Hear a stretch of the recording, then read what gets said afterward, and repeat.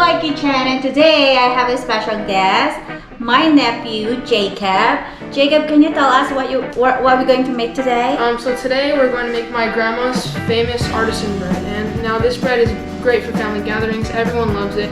You know, make it for a Christmas gift for your neighbors, you know, or just enjoy it during the week. It's very simple. It takes a while, but it is just delicious, and you won't regret making it. Artisan bread, fancy, huh? Fancy bread. All right, so let's start it.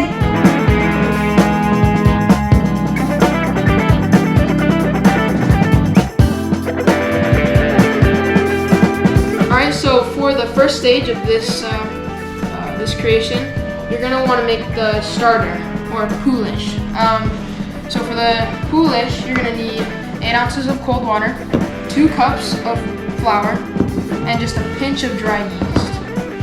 So first I'm going to add the water, make sure you get it all around.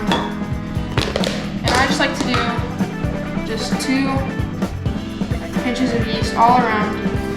And for the mixing, so you don't need a mixer because it will actually ruin the bread and make it too dry. But when you mix it by hand, you want to use metal because it will stick to wood, and that is just a pain to clean. So if they don't have like this, can they use the whisk?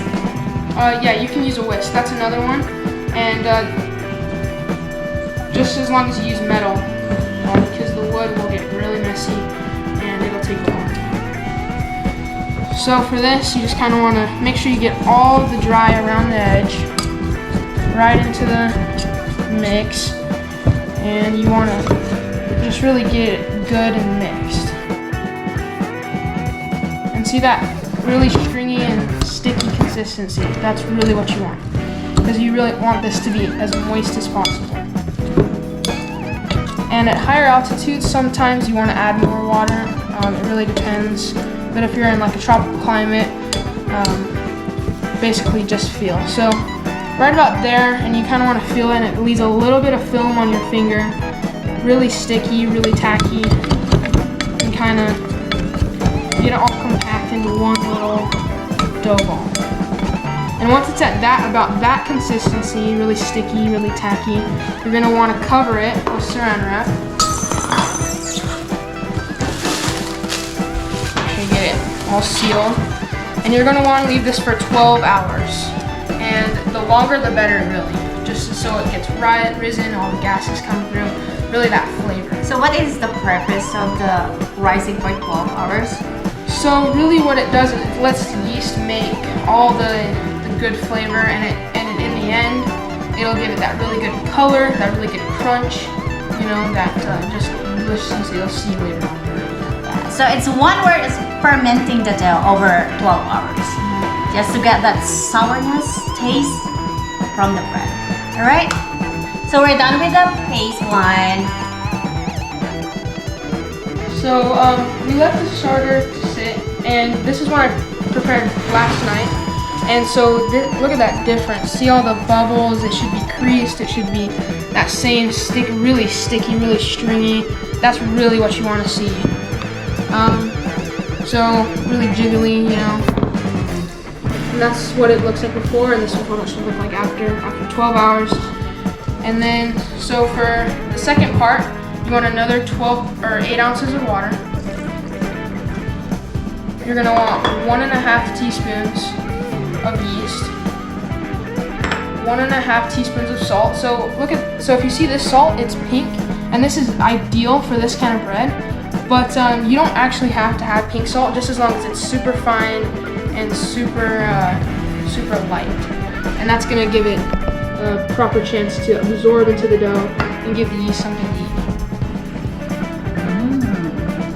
And you're going to want to add more flour. You're going to want to add 3.5 cups of more flour.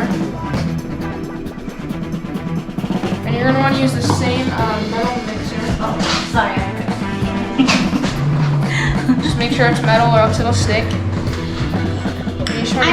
I'm Jacob's assistant right now. You just want to be very gentle and light with it, because it won't actually absorb it quickly. Just so you don't spray flour everywhere, you know. Get that mixed in, fold the edges, make sure you get all this dry into this wet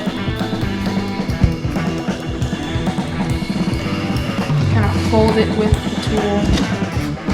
Just around the edges. What is that tool called?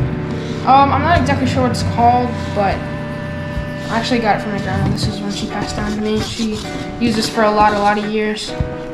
So Jacob, do you see yourself in baking industry? I don't know. I think it's more of just a thing I like to do at home, but I don't know. Maybe things will change. You know, still got 3 years of high school ahead of me. I don't know. Really, I'm just trying to figure out what I want to do. So maybe baking. I love baking. I baked my whole life. Learned from my grandma, learned from my mom, learned from my dad. So I've been involved in it, and I get it, and I like it. So right here, you're gonna want to keep mixing it, and as soon as it kind of looks like this, not super great, you're gonna want to pull all this off and grab some flour. And it's okay if there's some on the stick. It's gonna dry up, and you know it's not just losing a little bit isn't really crucial to the process. So you're gonna want to get some flour on your hands, just a good amount. So my other hand too. You're gonna want to kind of just take it in the bowl with your hand, kind of just knead it together.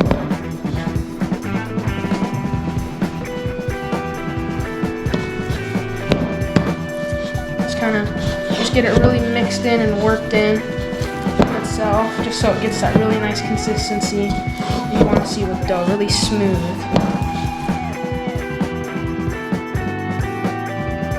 And so that's what it should look like after it's been kneaded. And I'm gonna let that rise for 45 minutes with saran wrap, and we'll see you guys then. Alright, so it's been proofing for 45 minutes, so what we're gonna do now next, Jacob? Okay, so take a look at the dough, and it's swollen quite a bit, and that's exactly what you want. So this next step, you're gonna wanna take some flour and lightly dust your counter. So what is the purpose by dusting the flour on the counter, Jacob? Just so it doesn't stick and make a big mess, because if it sticks, it basically ruins the dough, and you're gonna have to start again. And then another important part is to dust the dough around the edges here, so when you're getting it out of the bowl, it doesn't stick to your hands. And when you're feeling this dough, you want it to be really light. See how squishy and light it is? No lumps at all. I'm getting this out.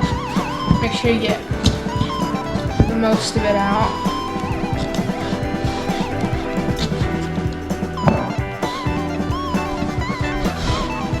Okay, so now that we have our dough out, we're gonna kind of flatten it out. Here, get a little more flour. Okay, now we're gonna make a kind of a rectangle, and we're gonna fold it here, here, and then here. Then we're gonna want to flip it over like that. Add a little more flour, and just turn the edges down like this. So see how I'm pulling it and tucking it underneath. So why we need to do that, Jacob? Tucking it underneath? Just so that the dough rises evenly, and that all the gas gets through where it needs to go. So we're gonna do that one more time. Just take it and tuck it underneath here, just so you have a really nice and neat little ball of dough. And then putting it back into your bowl, you're going to want to dust that with a little bit of flour, just so this doesn't stick in here, and it gives us an easier time for the next period. And so we're going to let this rise for another 45 minutes, covered in saran wrap, and we'll see you guys in 45 minutes. Okay, so it's been 45 minutes, and the bread has doubled in volume. You can see that dough really nice and light, kind of tacky. So we're going to repeat the same process as we did last time. So we're going to get a little more flour on our counter, get some flour on the edges of the bread, around the top. Yeah, we're going to pull it out, just kind of go around the edges. Do you know that other girls think that a man that can And then, get this all nice and spread out.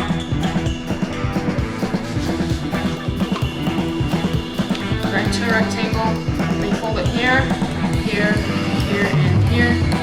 And then once we have that, you'll hear some squeaking. That's what you want. That's all the gas. Just what makes it super light, fluffy. And you're gonna want this nice little dough ball here. And you're gonna put a little bit more flour in your bowl. And you're just gonna place it just right in the center. And then rice for 45 more minutes. And make sure that's tight so it doesn't dry out. And we're gonna let that rice for 45 more minutes. Alright, so we're done with the third processing. So now, Jacob, what are we gonna do now? Okay, so now we're gonna take it out of the bowl. Get a little bit more flour. Make sure you flour up your cutting board. And so now we're gonna cut it in half and actually shape it into our loaves now. So get it good around your cutting board and around the edges of the dough. And your dough should be a little bit warm. That's a sign saying that the yeast is doing its work and that you have really good. And so see these bubbles in the bread right here, here. That's what you really want. These nice big bubbles. So now I'm just gonna cut it right in half so we can shape it into our loaves. You wanna get a sharp knife for this so you don't smash the dough. Just cut it very, very, very lightly.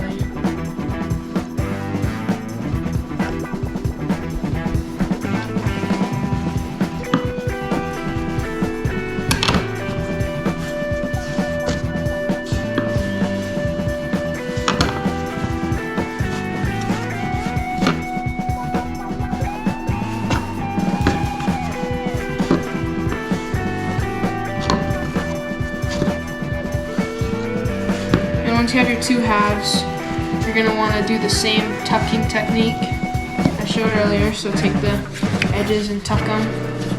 And instead of being like a circle, you're going to want to shape them into your loaves. You can do round, you can do loaves, but I like to do loaves.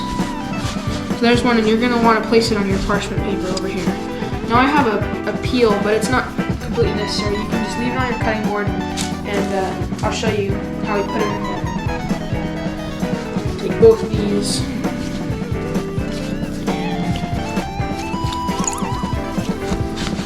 Sounds squeaky. Yeah, that's all the really good fermentation gases that you really want. So now that those are there, we're going to set this stuff aside and cover that with Saran wrap. And then we're going to let that sit here for 30 minutes.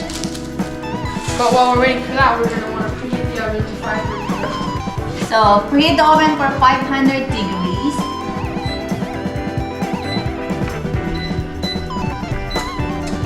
And so when you're baking, what I like to use is this ceramic baking stone. And you're going to want to leave that in there while the oven's preheating. I also use these little rocks, and I'll show you what to do with those later. But make sure those are also in the oven while you're preheating. So I'll see you guys in 30 minutes when the oven's preheated and the bread is rising. Alright, Jacob, go back. Alright, so now that the oven has had a chance to preheat and these have had a little while to rise, we're going to gently slash the tops just to give them a nice even baking column, just so they stay in their own little area. And these are going to look beautiful when they're together. So now we're going to take these, bring them over here, Slide it. slide it right onto the baking stone, and then we're going to use rocks. So we're going to take boiling water and pour them on the rock. Or close the oven just while it steams up. That's going to give it a really nice crust. And we're going to do it for 5 minutes. And we're going to leave them at 500 for 5 minutes. And after that 5 minutes is done, we're gonna reduce the temperature to 475 and bake for 20 minutes. And we'll see you guys when they're out of the oven.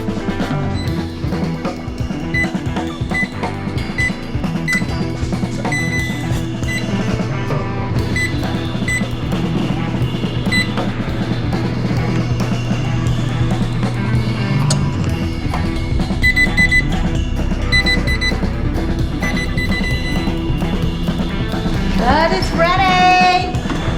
Ooh! It looks so beautiful!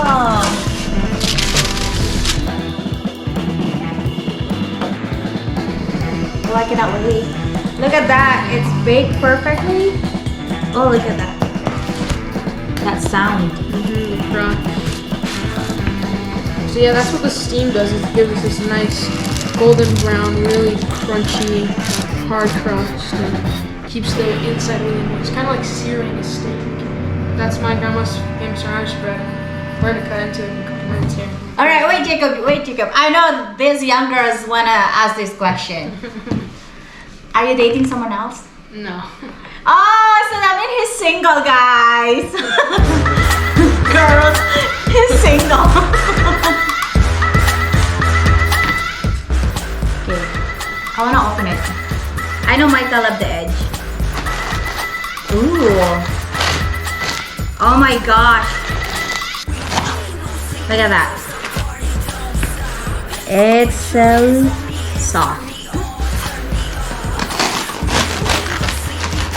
Do you want some slice, Michael? Sure, whatever you want to say. It looks so good. I think I like this one. Okay, Jacob, you can have some too. Well, of course, you made this.